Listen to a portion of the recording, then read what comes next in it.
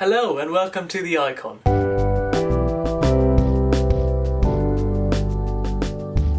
This is the first video of our book club series, where we're going to be chatting through some books related to immigration.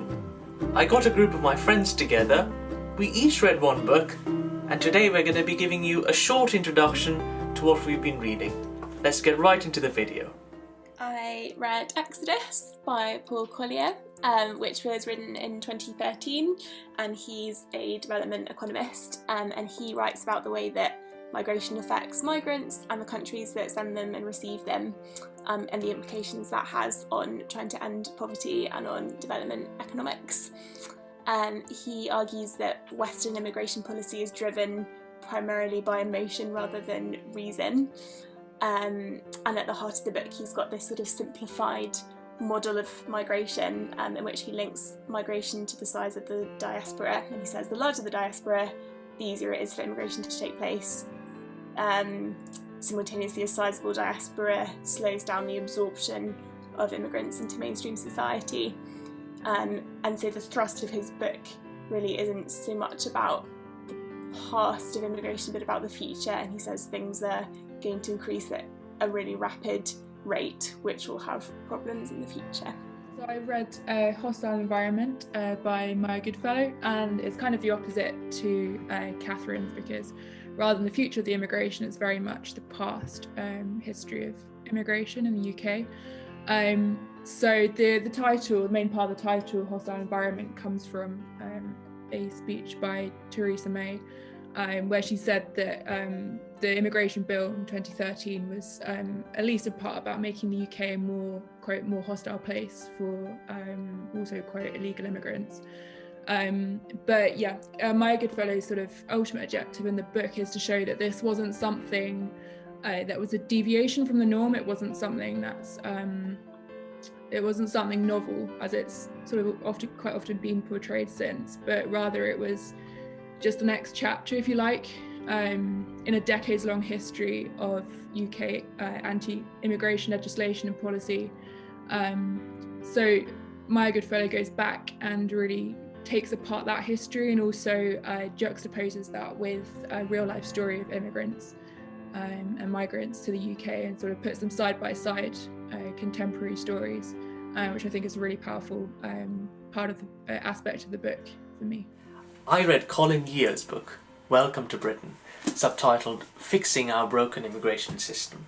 As a practicing immigration barrister, Colin brings a wealth of legal expertise to the table, but in a very accessible format.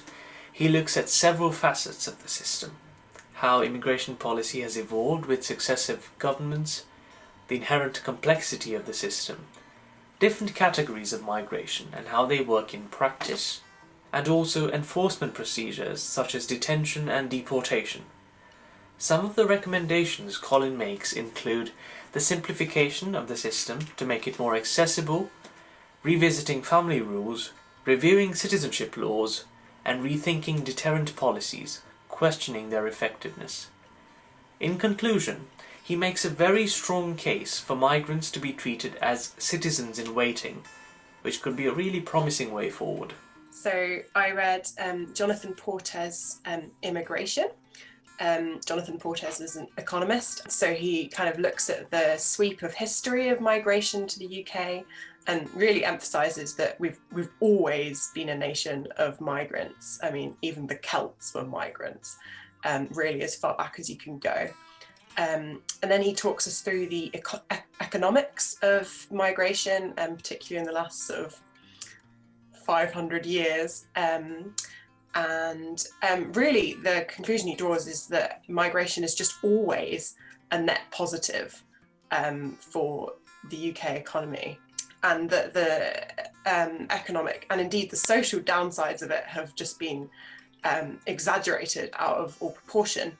And politically, of course, we have a very different picture where increasingly in the last century particularly, migration is a really contentious thing, and that's gone up and down over time, but particularly since the last Labour government took power in 1997, migration has risen sharply, and tensions and anxieties about it sort of rose in tandem. And that obviously culminated in the Brexit vote. And he suggests moving forwards that immigration policies should be significantly simplified and liberalised, and that the economic contribution of migrants should be recognised and welcomed. The book I've been reading is The Windrush Portrayal by Amelia Gentleman. Throughout the book, we see the threat of deportation to many people that have lived in the UK for the majority of their lives. They arrived when they were children, and because they don't have the official documentation, they are deemed to be illegally living here, even though at the time when they arrived, they were told that they were allowed to stay and they have the right to stay. So yeah, through the book, we just hear really sad stories of people being threatened to be taken away from everything they know and everyone they know, and to be taken to a place where they don't really have any other connection to anymore other than the fact that they were born there. So yeah, a really hard-hitting book, great to have my eyes opened by it, and yeah, really enjoyed it. In a few weeks' time, the five of us are going to be chatting through these books we've just introduced you to. So if you'd like to read along with us and join the immigration conversation, do check out the links down in the description below. Don't forget to give us a like and hit the subscribe button. Thank you for watching. See you next time. Bye bye.